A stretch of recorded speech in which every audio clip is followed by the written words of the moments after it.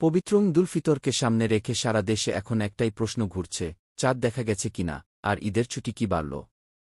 এ বিষয়ে চূড়ান্ত সিদ্ধান্ত দেয় ন্যাশনাল মুন সাইডিং কমিটি।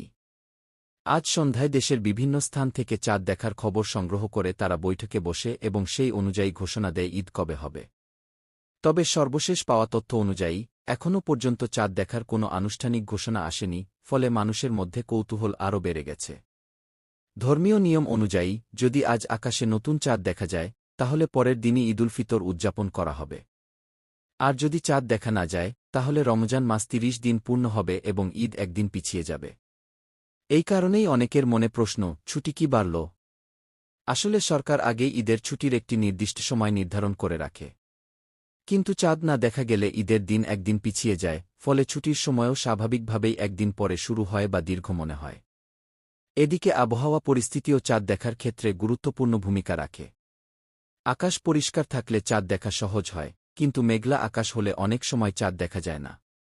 তাই দেশের বিভিন্ন অঞ্চলে মানুষ আকাশের দিকে তাকিয়ে অপেক্ষা করছে, আজ কি সেই কাঙ্ক্ষিত চাঁদ দেখা যাবে? সামাজিক যোগাযোগ মাধ্যমেও এ নিয়ে চলছে নানা আলোচনা।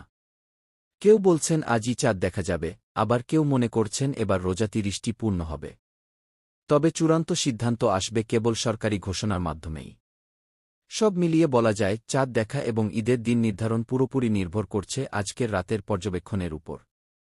তাই সবাই এখন তাকিয়ে আছে সরকারি ঘোষণার দিকে। ঘোষণা আসলেই নিশ্চিত হবে কবে ঈদ আর ছুটির সময়সূচি ঠিক কেমন হবে।